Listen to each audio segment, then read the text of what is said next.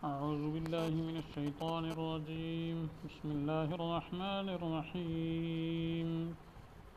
ليسوا سواء من أهل الكتاب أمة قائمة يتلون آيات الله آناء الليل وهم يسجدون يؤمنون بالله واليوم الآخر ويأمرون بالمعروف وينهون عن المنكر ويسارعون في الخيرات وأولئك من الصالحين وما يفعلوا من خير فلن يكفروه والله عليم بالمتقين. صدق اللہ العظیم. ان آیات کا ترجمہ یہ ہے، وہ سب برابر نہیں ہیں. اہل کتاب میں ایک فرقہ ہے، سیدھی راہ پر پڑھتے ہیں آیتیں اللہ کی راتوں کے وقت، اور وہ سجدے کرتے ہیں،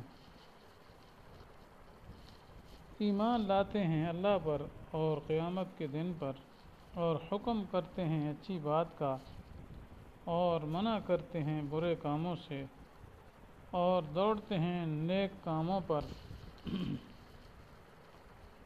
اور وہی لوگ نیک بخت ہیں. اور جو کچھ کریں گے وہ لوگ نیک کام، اس کی ہرگز ناقدری نہ ہوگی، اور اللہ کو خبر ہے پرہیزگاروں کی.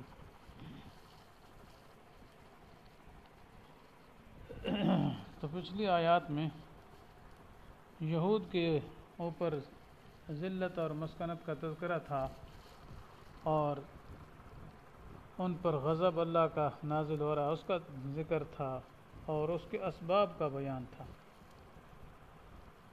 لیکن جب قوموں کے اندر اللہ کا غضب آتا ہے تو اس کا ہر فرد بدکار نہیں ہوتا، بلکہ اصل قوم کے اوپر جو نسبت ہوتی کسی چیز کی یا کوئی عمل ہوتا ہے وہ اکثریت کی بنیاد پر ہوتا ہے، ہر فرد کے اعتبار سے نہیں ہوتا. تو کیونکہ ان میں بعض نیک کار ہوتے ہیں، اچھے ہوتے ہیں جی، اس طرح سنگریزوں کے ڈھیروں میں کوئی سچا موتی بھی ہوتا ہے. تو اہل کتاب کا بھی یہی حال تھا کہ کچھ اس میں کیا ہے اچھے بھی ان میں پائے جاتے تھے. تو ان کا ذکر اس جگہ اللہ تعالیٰ نے فرمایا ہے کہ یہ سارے کیا ہے غلط کار نہیں ہیں، کچھ ان میں اچھے بھی ہیں. تو اصل مقصود ایک تو یہ ہے کہ ان لوگوں کی بھی کیا ہے دل شکنی نہ ہو، ان کو تسلی ہو. تو گویا یہاں مدح کی جا رہی کس کی؟ جو اہل کتاب درست ہیں ان کی. تو یہاں سے یہ مدح شروع ہوئی اور ان کے اوصاف کا یہاں بیان کیا جی کہ سارے ایک جیسے نہ سمجھے جائیں، بلکہ کچھ ایسے بھی موجود ہیں جن کو اللہ تعالیٰ نے قبول حقی توفیق عطا فرمائی ہے، اور دین توحید یعنی اسلام کو قبول کر کے نہ صرف خود اس پر قائم ہیں بلکہ دوسروں کو بھی اس کی دعوت دیتے ہیں اور اس کی تبلیغ و اشاعت میں سرگرمی سے حصہ لے رہے ہیں. تو بہرحال جی ارشاد فرمایا جا رہا ہے جی. تو یہ ان کے اوصاف بیان کیے ہیں پہلے، لیسوا سواء برابر نہیں ہیں، یعنی یہ اہل کتاب برابر نہیں ہیں، ایک جیسے نہیں ہیں. من اہل الکتاب امۃ قائمہ، ان میں سے ایک کیا ہے جماعت ایسی ہے جو سیدھے راستے پر چلتے ہیں. مطلب یہ صحیح ایمان انہوں نے قبول کیا ہے، دین حق کو قبول کیا ہے جی، صحیح راستے پہ آ گئے. آگے ان کی صفات بیان کی ہیں. پہلی، یتلون آیات اللہ آناء اللیل وہم یسجدون، کہ وہ اللہ کی آیات کو رات کی گھڑیوں میں پڑھتے ہیں حالانکہ وہ سجدہ کرتے ہیں. تو یتلون کا ایک معنی تو یہی تلاوت کرنا ہے. تو مقصد یہ ہے کہ راتوں کو اٹھ کے تلاوت کرتے ہیں. تو ظاہر بات ہے راتوں کو اٹھ کر تلاوت کرنا عموماً کس میں ہوتا ہے؟ نماز میں ہوتا ہے. تو مقصد یہ ہے کہ وہ راتوں کو اٹھتے ہیں اور تہجد کی نماز پڑھتے ہیں اور اس میں اللہ کا قرآن پڑھتے ہیں. اور دوسرا معنی یہ بھی بعض حضرات نے کیا ہے کہ یتلون سے تلاوت آیات مراد یہ کہ دوسرے یہودی بھی آیات تو ان کی پڑھتے تھے لیکن وہ حق کو واضح نہیں کرتے تھے، ایسی گڑمڑ کر دیتے تھے جیسے بار بار پیچھے ذکر ہو چکا ہے، حق کو باطل سے ملا دیتے تھے. تو معنی یہ ہے کہ یہ صحیح خالص اللہ کی توحید پڑھتے ہیں اور اس کو بیان کرتے ہیں اور آیات کے مطلب کے اندر کوئی ہیرا پھیری نہیں کرتے. بلکہ صحیح صحیح اللہ کے خالص توحید کا ذکر کرتے ہیں، کوئی چوپڑ چاپڑ نہیں کرتے، ودو لو تدہنوا فیدہنون والا معاملہ نہیں کرتے۔ وہم یسجدون، اور وہ سجدہ کرتے ہیں، یعنی اللہ ہی کے لیے سجدے کرتے ہیں، یا مراد ہے کہ وہم یسجدون یعنی وہم یصلون، تو اس صورت میں وہی تہجد والا معنی ہو جائے گا کہ اللہ تعالیٰ کی آیات کی تلاوت کرتے ہیں راتوں میں، اس حال میں کہ وہ نماز پڑھ رہے ہیں۔ پھر یہ معنی سجدہ بول کر صلاۃ مراد ہے۔ یہ قرآن پاک میں کئی موقعوں میں ایسا ہوا ہے کہ لفظ سجدہ استعمال ہوا لیکن مراد صلاۃ۔ تو ایک صفت تو ان کی یہ بیان فرمائی کہ وہ تہجد پڑھتے ہیں، اللہ کے قرآن کی آیات کی تلاوت کرتے ہیں، اور دوسرا یؤمنون باللہ والیوم الآخر، اور ان کا اللہ کے ساتھ اور آخرت کے ساتھ ایمان بھی کہ ہے صحیح طریقے سے۔ اصل میں اہل کتاب بھی پہلے دوسرے یہود و نصارہ بھی اللہ کو بھی مانتے تھے، یوم آخرت کو بھی مانتے تھے، تو یہاں ان کی وجہ پھر بیان کی گئی، تو پھر یہ خاص تو نہ ہوئی۔ تو اس کا اصل مقصد یہ ہے کہ ان کا ایمان جو تھا وہ ایمان صحیح نہیں تھا، کیونکہ اس میں شرک کی آمیزش اور ملاوٹ تھی، ٹھیک ہے۔ وہ یہود و نصارہ جو ہے حضرت عیسیٰ علیہ السلام حضرت عزیر کی ابنیت کے قائل تھے، یعنی یہودی عزیر علیہ السلام کو اللہ کا بیٹا اور نائب مانتے تھے، اور عیسائی جو ہے وہ حضرت مسیح علیہ السلام کو اللہ تعالیٰ کا بیٹا اور نائب مانتے تھے، تو وہ تو شرک ملا عقیدہ تھا، وہ ایمان باللہ صحیح نہیں ہے، تو وہ ایمان کلا ایمان ہے، وہ ایمان ہے ہی کوئی نہ۔ تو مقصد یہ کہ یہاں ان کا ایمان توحید خالص جو اللہ تعالیٰ کی اس کے مطابق ایمان ہے، خالص اللہ کو ہی مانتے ہیں، حاجت روا مشکل کشا اور کسی قسم کی کوئی شرکی آمیزش اس میں نہیں کرتے۔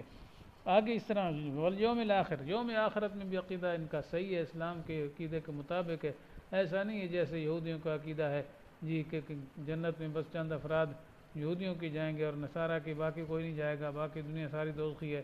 یہ اس طریقے سے وہ کچھ کہتے تھے بس جنت دوزخ عارضی ہے، کچھ زمانہ ہوگی پھر اس کے بعد فنا کی، تو فرمایا نہیں ایسی بات نہیں ہے، بلکہ وہ تو ایمان بالآخرت جو ان کا ہے وہ عدم ایمان کے حکم میں، اصل ان کا ایمان صحیح ہے جو اسلام کے طریقے کے مطابق ایمان لاتے ہیں، تو اس لیے یہ معنی ہے یؤمنون باللہ والیوم الآخر، اللہ کو صحیح طریقے سے مانتے ہیں اور آخرت کے دن کو بھی صحیح طریقے سے اسلام کے اور عقید حق کے مطابق مانتے ہیں۔ آگے پھر بس یہ بیان کی یأمرون بالمعروف وینہون عن المنکر، یعنی یہ اچھائیاں خود بھی کرتے ہیں اور ساتھ ساتھ دوسروں کو بھی کیا ہے ان اچھائیوں کے ساتھ مزین کرتے ہیں اور برائیوں سے روکتے ہیں، تو اس لیے امر بالمعروف اور نہی عن المنکر بھی وہ کرتے ہیں۔ وَيُسَارِعُونَ فِي الْخَيْرَاتِ، اور بس یہ بیان کی کہ وہ نیک کاموں میں اچھے کاموں میں بڑھ چڑھ کے حصہ لیتے ہیں، سبقت کرتے ہیں، ایک دوسرے سے دوڑ کر آگے بڑھتے ہیں، تو یہ وصف ان کی بیان کی گئی۔ وَأُولَئِكَ هُمْ مِنَ الصَّالِحِينَ، تو فرمایا یہی لوگ ہیں نیکوکاروں میں سے۔ اب یہاں اولئک من الصالحین حسر ہے، کہ یہی لوگ نیکوکاروں میں سے ہیں، تو اس کا مطلب یہ ہے کہ نیک آدمی کے لیے یہ اوصاف ہیں جو اوپر بیان ہوئے، ٹھیک ہے۔ تو وہ اوصاف انسان کو یاد کر لینے چاہیے ان آیات کو دیکھ کر، کیونکہ پہلی وصف بیان کی کہ وہ تلاوت کرتے ہیں تہجد کی حالت میں، تو تہجد پڑھ کے تلاوت کرنا راتوں کو اٹھ کے نماز کے اندر، پھر ایمان باللہ اور ایمان بالآخرت ہو گیا، اور اس طرح برائی سے روکنا اور نیکی کا حکم کرنا اور نیک کاموں میں بڑھ چڑھ کے حصہ لینا، نیک کاموں میں بڑھ چڑھ کے، مقابلہ کی صورت جیسے ہوتی ہے جی، وہ نیک کہتے میں اس سے بڑھ جاؤں نیکی میں اس سے نیکی میں بڑھ جاؤں، اس سے نیکی سے بڑھ جاؤں، تو یہ اوصاف ہیں صالحین کے۔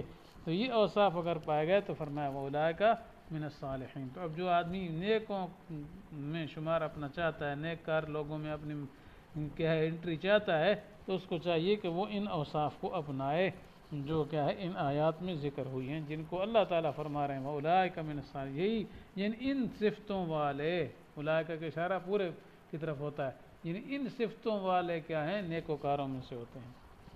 آگے فرمایا وَمَا يَفْعَلُوا مِنْ خَيْرٍ فَلَنْ يُكْفَرُوهُ، جو بھی وہ نیکی کا کام کریں گے ان کی ناقدری نہیں ہوگی، اور اللہ تعالیٰ کیا ہے جانتے ہیں متقین کو، تقوی والوں کو، مطلب یہ جو نیکی کریں گے، یہ بھی نیکیاں تو ذکر کی ہیں کہ یہ بھی کرتے ہیں، اس کے علاوہ بھی کیا جو نیکیاں ہیں وہ کرتے ہیں تو ان کی ناقدری نہیں ہوگی، بلکہ ان کو پورا اجر اور ثواب ملے گا۔ بلکہ اہل کتاب کے بارے میں تو دوسرے موقع میں آیا ہے جی اولئک یؤتون اجرہم مرتین، جی قرآن پاک میں بھی آ چکا ہے جی کہ اہل کتاب جو عمل کریں گے تو اللہ تعالیٰ ان کو دگنا اجر عطا فرمائیں گے۔